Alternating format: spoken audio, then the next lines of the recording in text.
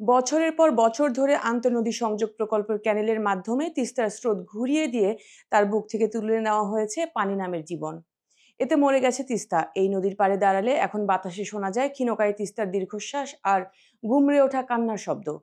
তিস্তার বুক জুড়ে এখন শুধুই ধুধু বালুচর, খরস্রোতা তিস্তা এখন মরুভূমিতে পরিণত হয়েছে। এতে তিস্তা অববাহিকায় জীববৈচিত্র্য হুমকির মুখে পড়েছে। তিস্তা নদীতে পানি না থাকায় চোখে পড়ে ধুধু বালুচর। তিস্তা পাড়ের হাজারো পরিবারের উপার্জনের পথ বন্ধ হয়ে পড়ায় মানবেতর জীবনযাপন করছেন তারা। ভারতের গজলডোবায় বাঁধ নির্মাণের মাধ্যমে ইন্ডিয়া সরকার একতরফাভাবে তিস্তার পানি নিয়ন্ত্রণ করায় বাংলাদেশ অংশে তিস্তা মরাখালী পরিণত হয়েছে।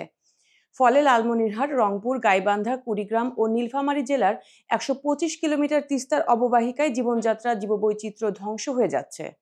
দেশের অন্যতম সেচ প্রকল্প তিস্তা ব্যারেজ অকার্যকর হওয়ার উপক্রম হয়েছে। আন্তর্জাতিক ফারাক্কা কমিটির চেয়ারম্যান সৈয়দ টিপু সুলতান বলেছেন, ইন্ডিয়া সরকার একতরফাভাবে তিস্তার পানি নিয়ন্ত্রণ করায় বাংলাদেশ অংশে তিস্তা এখন ধুধু বালুচরে পরিণত হয়েছে।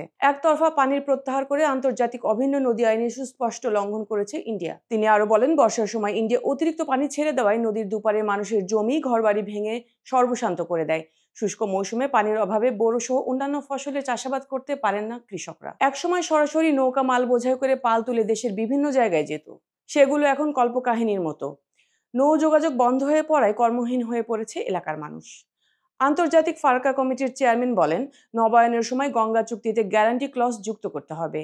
তিস্তা নদীর পানি প্রবাহ পুরোপুরি ভারতের মর্জির উপর নির্ভরশীল হয়ে পড়েছে। তিনি বলেন, উপমহাদেশের অন্যান্য দেশ নেপাল ও পাকিস্তানের সঙ্গে ভারতের সই করা পানি চুক্তিতে নিশ্চয়তা ও আরবিট্রেশন ক্লজ রয়েছে। এতে সিন্ধু ও মহাকালী পানি চুক্তি পারস্পরিক স্বার্থ রক্ষা করতে সক্ষম হয়েছে। অন্যদিকে বাংলাদেশের সঙ্গে সই করা গঙ্গার পানি চুক্তিতে শর্ত পূরণ করা হয়নি, আর এই ত্রুটির কারণে বন্ধুপ্রতিম দুই দেশের মধ্যে সম্পর্ক আশানুরূপভাবে গড়ে ওঠেনি। ১৯৭৫ সালের ২১শে এপ্রিল থেকে ৩১শে মে পর্যন্ত মোট ৪১ দিন পরীক্ষামূলকভাবে বাংলাদেশের সঙ্গে পরামর্শ করে গঙ্গার ওপর ফারাক্কা বাঁধ চালু করা হয়। কিন্তু এরপর থেকে বাংলাদেশের একতরফা পানির প্রত্যাহার অব্যাহত থাকে এবং পরিবেশগত বিপর্যয় দেখা দেয়। পরে ১৯৭৭ সালে ৮০% পানির প্রাপ্যতার গ্যারান্টি ক্লজ দিয়ে ৫ বছর মেয়াদী পানি চুক্তি সই হয়। কিন্তু এই চুক্তির মেয়াদ শেষ হওয়ার পর তা নবায়নের পরিবর্তে ১৯৮২ সালে গ্যারান্টি ক্লজ বাদ দিয়ে ৫ বছর মেয়াদী সমঝোতা স্মারক সই হয়। এরপর ১৯৯৬ সালে গঙ্গার পানি বন্টনের জন্য আবারও ৩০ বছর মেয়াদী চুক্তি সই হয়, যা ২০২৬ সালে এই চুক্তির মেয়াদ শেষ হবে। নদী গবেষকরা বলেছেন, আন্তর্জাতিক আইনের মামলা করে সমুদ্র জয়ের মতো এবার তিস্তা জয়ের ঐতিহাসিক নজির স্থাপনের পদক্ষেপ নিতে হবে। ভারত আন্তর্জাতিক নদী আইন লঙ্ঘন করে একতরফাভাবে তিস্তা সহ অভিন্ন ৫৪ নদীর পানি প্রত্যাহার করছে। নদী গবেষক ডক্টর শহীদুল ইসলাম বলেন, তিস্তা আন্তর্জাতিক নদী হওয়া সত্ত্বেও ভারত একতরফা বাঁধ দিয়ে বিদ্যুৎ উৎপাদন এবং তাদের দেশে প্রায় ৬ লাখ হেক্টর জমিতে সেচের জন্য পানি প্রত্যাহার করে নেওয়ার পর বাংলাদেশের জন্য পানি ছাড়ে, যে পানি আশীর্বাদ না হয়ে বেশিরভাগ সময় দেশের মানুষের জন্য বয়ে আনছে অভিশাপ। হাজার হাজার মৎস্যজীবী ও মাঝি বেকার হয়ে পথে বসেছে। তিস্তায় পানি না থাকায় কৃষি উৎপাদন ব্যাহত হচ্ছে। বর্তমানে আবার ভারত নতুন দুটি খাল খনন সহ জলবিদ্যুৎ কেন্দ্র করে তিস্তার পানি প্রত্যাহারের পায়তারা করছে।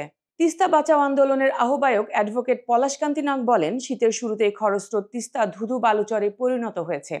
পানি শূন্য তিস্তায় মাছ ধরতে না পেরে জেলেরা পড়েছেন নিদারুণ কষ্টে। তিস্তার বৈরী আচরণে অনেক জেলে পরিবার তাদের বাপ দাদার পেশা ছেড়ে জীবন জীবিকার তাগিদে চলে যাচ্ছেন অন্য পেশায়। তিস্তা বাঁচাও আন্দোলনে কর্মী অধ্যাপক আব্দুস সোবাহান ভারতের সিকিম ও পশ্চিমবঙ্গের উপর দিয়ে প্রবাহিত হওয়ার পর নীলফামারী জেলার কালীগঞ্জ সীমান্ত হয়ে বাংলাদেশে প্রবেশ করে ঐতিহাসিক এই তিস্তা নদী, যা লালমনিরহাট, নীলফামারী, রংপুর ও গাইবান্ধা জেলার মধ্য দিয়ে প্রবাহিত হয়ে কুড়িগ্রাম জেলার চিলমারী বন্দর হয়ে ব্রহ্মপুত্র নদীর সাথে মিশে যায়। এর মোট দৈর্ঘ্য প্রায় ৩১৫ কিলোমিটার হলেও বাংলাদেশ অংশে রয়েছে প্রায় ১২৫ কিলোমিটার। ভারতের উজানে পশ্চিমবঙ্গের জলপাইগুড়ি জেলার গজলডোবায় ব্যারেজ নির্মাণ করে একতরফাভাবে পানি প্রত্যাহার করায় বাংলাদেশ অংশে ১১৭ কিলোমিটার দীর্ঘ তিস্তা নদী পানির অভাবে শুকিয়ে বালুচর হয়ে গেছে। তিনি আরো বলেন, ভারত তিস্তা নদীর উজানে ভারত অংশে ব্যারেজ তৈরি করে সংযোগ খালের মাধ্যমে তিস্তার পানি মহানন্দা নদীতে জলপাইগুড়ি জেলার দার্জিলিং, পশ্চিম দিনাজপুর ও উত্তর দিনাজপুরে, মালদহ ও কোচবিহার জেলায় সেচ সুবিধা নিচ্ছে, যেখানে পানির স্বাভাবিক গতি প্রবাহ আটক কিংবা পরিবর্তন করার বৈধতা আন্তর্জাতিক আইনে নেই। সেখানে ভারত আন্তর্জাতিক আইন অমান্য করে একতরফাভাবে তিস্তার পানির স্বাভাবিক গতি প্রবাহ আটকে দেয়। তিস্তার পানির স্বাভাবিক গতি প্রবাহ আটকে দিয়ে বাংলাদেশের উত্তরাঞ্চলকে মরুভূমির দিকে ঠেলে দিচ্ছে, যা অনৈতিক ও বাংলাদেশের মানুষের উপর এক ধরনের অবিচার। এতে দেশের অন্যতম সেচ প্রকল্প লালমনিরহাটের হাতীবান্ধার তিস্তা ব্যারেজ অকার্যকর হওয়ার উপক্রম হয়েছে। তিস্তা নদীর উপর নির্মিত তিস্তা রেল সেতু, তিস্তা সড়ক সেতু ও নির্মাণাধীন দ্বিতীয় তিস্তা সড়ক সেতু দাঁড়িয়ে রয়েছে ধুধু বালুচরের উপর। সেতু থাকলেও পায়ে হেঁটেই পার হচ্ছেন অনেকেই। ঢেউহীন তিস্তায় রয়েছে শুধু বালুর চর আর চর। তিস্তা নদীতে মাছ আহরণ করে শুটকি ও মাছ বিক্রি করে জীবনযাপন করতেন এই অঞ্চলের জেলেরা। তারাও আজ কর্মহীন হয়ে মানবেতর জীবনযাপন করছেন। এছাড়াও মাঝি মোল্লারাও কর্মহীন হয়ে পড়েছেন। নদী বিষয়ক গবেষক আনিসুর রহমান বলেন, প্রতিবেশী দেশ ভারত গজলডোবায় বাঁধ নির্মাণ করে তিস্তার পানি প্রবাহ অনেকটাই নিয়ন্ত্রণ করেন, যার ব্যাপক প্রভাব পড়ে বাংলাদেশের উপর। তারা নিজেদের চাহিদা মিটিয়ে তারপরে বাংলাদেশকে পানি দেয় ভারত। বর্ষাকালে ভারত অতিরিক্ত পানি ছেড়ে দেওয়ায় বাংলাদেশের বন্যা হয়। পক্ষান্তরে শুষ্ক মৌসুমে চাহিদা অনুযায়ী পানি মেলে না। এভাবে বাংলাদেশ দীর্ঘদিন ধরে তিস্তার পানির ন্যায্য হিস্সা থেকে বঞ্চিত। তিস্তার পানির ন্যায্য হিস্যার দাবিতে দীর্ঘদিন ধরে আন্দোলন হলেও সুফল মেলেনি এখনো। এতে জীববৈচিত্র্য টিকিয়ে রাখতে তিস্তা নদীর পানির ন্যায্য হিস্যা দরকার।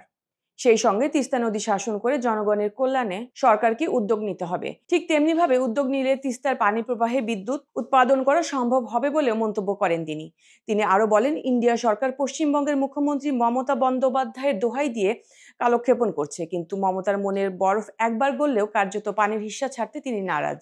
ফলে বছরের পর বছর পেরিয়ে গেলেও তিস্তার পানি চুক্তির সুফল দেখছি না। পানি উন্নয়ন বোর্ড বলছে, তিস্তাকে ব্যারেজ পয়েন্টে এখন পানি প্রবাহ গড়ে রয়েছে প্রায় 15,000 কিউসেক, কিন্তু প্রতিদিনই কমছে পানি। একের পর এক জেগে উঠছে বালুচর। মূলত গত অক্টোবরের মাঝামাঝিতে তিস্তার পানি প্রবাহ কমতে শুরু করে। এখন তিস্তা ব্যারেজ পয়েন্টের পানি প্রবাহ 13 থেকে 14,000 কিউসেকের বেশি হবে না। এভাবে পানি কমতে থাকলে পানি প্রবাহ আশঙ্কাজনকভাবে কমে যাবে। ডালিয়া পানি উন্নয়ন বোর্ডের এক উপসহকারী প্রকৌশলী বলেন, তিস্তা সেচ প্রকল্প সহ তিস্তা নদীকে বাঁচিয়ে রাখতে ন্যূনতম 20,000 কিউসেক পানির প্রয়োজন। তিস্তা ব্যারেজকে ঘিরে সেচ প্রকল্প চালু রাখতে হলে প্রায় 20,000 কিউসেক পানির প্রয়োজন পড়ে।